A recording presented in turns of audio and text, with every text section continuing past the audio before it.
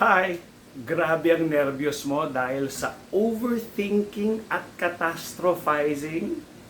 Overthinking, ibig sabihin, pinapalala, no, yung mga bagay-bagay o mga sitwasyon. The same with catastrophizing. Actually, ang catastrophizing, yun talaga yung nagpapalala. Halimbawa, masakit lang ulo mo, sinasabi mo kagad may cancer ka. Okay? So, overthinking naman, ini-exaggerate mo, pupunta ka na sa, kung 2026 ngayon, nandun ka na sa 2050. No? So, overthinking na, no? Okay. Yun ba problema mo? Pues, kailangan natin mag-usap. Okay? So, by the way, bago ako mag-umpisa, real story, no? Ikukwento ko sa inyo. Kung paano, anong strategy ang gagamitin kapag may overthinking na at catastrophizing. Real story. Okay, so but before that, hinihingal ako kasi nag-abs. Okay, laki na eh. So anyways, ito yung strategy na gagamitin. Okay? So by the way, pwede akong makausap. Okay? Pwede niyo makausap sa aking Facebook, Anxiety Disorder Philippines. Nandito na po sa taas. At pwede din niyo panoorin yung aking YouTube videos sa mga ganitong kaalaman. Yung mga nauna, mas mahaba, mga 30 minutes. So, ngayon sinusubukan ko lang yung mga 10 minutes. Pero teka lang, I have to catch my breath. Kaya huwag kayo mag-alala, huwag kayo mag-panic. Ako po kasi nag-exercise, no? Galaw sa labas, tapos, masyado akong na-pump. Kakatayo ko pa lang, nag-plank ako for 2 minutes, yung naka-steady, kaya hihingal ako. Sige, anyways, punta na tayo. So, ito yung proof na kahit may nararamdaman ako, hindi ako miserable, hindi ako nagpapanik. So, I'm just sharing it with you. Kasi may rason naman, nag-exercise ako. Anyways, so ito na nga. Mga 3 years ago, nadulas ang aking ina. Ang mom ko is 90 years old na as of 2026. So, 3 years ago, mga 87 siya. Okay? 3 years ago. So, tumawag yung aking pamangkin ata, okay, apo niya, Tito, si Lola nadulas sa banyo.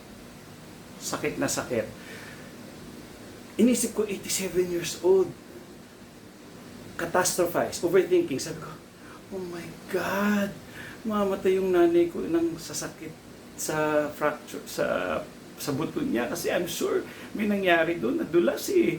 Ang gagawin sa kanya ba, lalagyan yun ng bakal. Hindi ko pa alam yung nangyari.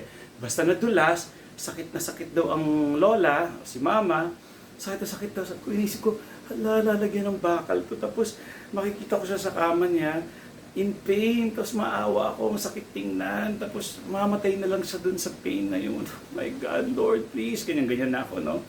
So, pagdating sa bahay, dala sa ospital.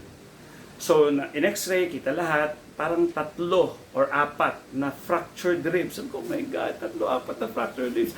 So, in-imagine ko na, naku, lalagyan to ng bakal, ganyan. Tapos, ang mahal ng gastos nito. Ito pang masakit. Gagastos ka, tapos 87 years old na siya. Tapos mamatay din siya in pain. Anong gagawin ko? Diyos ko, Lord. Ganyan ako.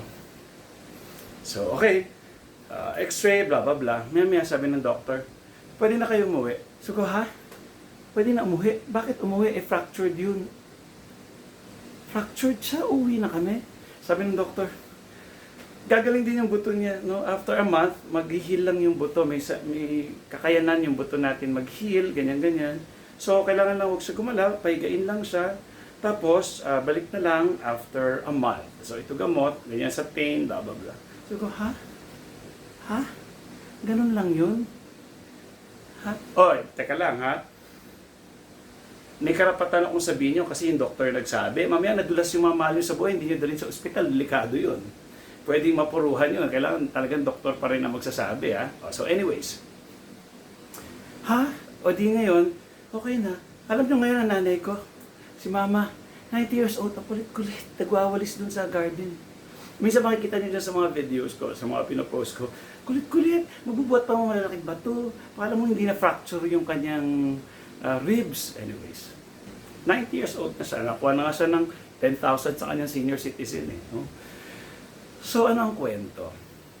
Isang kwento yon, no? Pangalawang kwento, meron akong follower, taga US siya, nanganak siya. Ngayon, takot na takot siya na ma-infection yung kanyang cesarean, yung kanyang tahi, no? Takot na takot siya. Coach, kasi takot na takot ako, hindi na ako makatulog, ganyan-ganyan.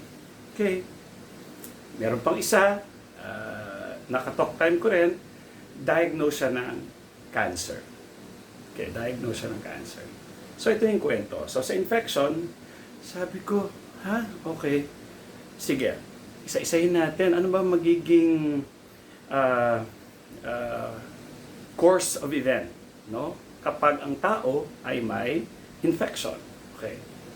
Ano ba nangyayari sa tao may infection? High fever, pwedeng nanginginig, in pain, no? So, ano pwede mangyari sa kanya? So, sabi ko sa kanya, so, kapag sabihin natin na infection ka, ilagay na natin. Yung worst, ilagay na natin. So, nandiyan ka sa kama mo sa bahay, nasa US sila. Okay? So, ano mangyayari sa'yo pag mag-high fever ka, tapos nag-chill ka na? Hahayaan ka ba ng asawa mong mamatay din sa kama mo? Siyempre, coach, hindi. So, ano mangyayari? Anong gagawin ninyo? Siyempre, coach, dadalhin ako sa ospital. Dadalhin ka sa ospital. So, pagdating mo sa ospital, dahil may infection ka, mamamatay ka? Siyempre, coach, hindi. May doktor doon, bibigyan ako ng gamot, baka antibiotic, whatever. Okay. So, pag binigyan ka ng gamot, mamamatay ka ba doon? Siyempre, coach, hindi. Ano mangyari? Gagaling. So, gano'n katagal sa ospital? Depende. Pwedeng may mga days. Ayun naman pala. So, kadalasan kasi, pag sinabi lang natin iniisip lang natin may infection ako, ano na sa isip mo? Naisip mo bang mamamatay ka? O hindi lang klaro sa iyo kung ano mangyayari kung nagkaroon ka ng infection. So, dahil doon, naliwanagan siya, oo nga, no? Kung may infection pa, ito pang masakit. Hindi nangyari yung infection niya. So, you see, nagiging miserable ka dahil sa utak mo. Kagaya ko, yung nanay ko, Diyos ko, lalagyan ng bakal yun. Bakit ko alam na lalagyan siya ng bakal? Orthopedic ba ako? Doktor ba ako? Bakit nagmagaling yung utak ko? Ngayon ko lang na-realize, hindi ngayon, matagal na, but na-realize ko, porkit na fracture, lalagyan agad ng bakal? Doktor ka ba? Coach J? Mas magaling ka pa sa doktor? O ngayon, ito yung, ano yung actual talaga, versus doon sa mga kinakatakutan ko, lalagyan ng bakal, mamamatay na lang siya sa higaan, sa sakit. Anong actual na nangyari? After isang buwan, kala mo walang nangyari, 3 years ago na yon, ang kulit-kulit pa rin ng aking nanay. 3 years ago na. So ano ang nasa utak ko na ginawa na katarantaduhan ng utak ko versus doon sa actual na nangyari? Ganon din yung infection na kakatalk time ko. Meron pa, diagnose siya ng CA. Sabi ko, tinanong ba natin sa doctor anong stage yan at ano ang risk, mortality rate niyan? Alam niyo, yung aming big boss dati sa isang kumpanya, meron siyang breast cancer. Ilang years ago na yun? 6 years ago. So pinatanggal niya, cancer-free. 6 years or more than 6 years ago na yun, healthy as a horse. So, kahit siya may cancer, wala na siyang cancer ngayon. So hindi porket, so ang punto ko lang bago ako magtapos, huwag kayo agad maniniwala sa mga katarantaduhan ng utak niyo, yung mga catastrophic thoughts niyo, overthinking. Tandaan niyo yung kwento ko about yung infection ng babae, pati si mama, yung 90 years old ko ina, pati yung isang big boss ko dati na may cancer na cancer-free na ngayon.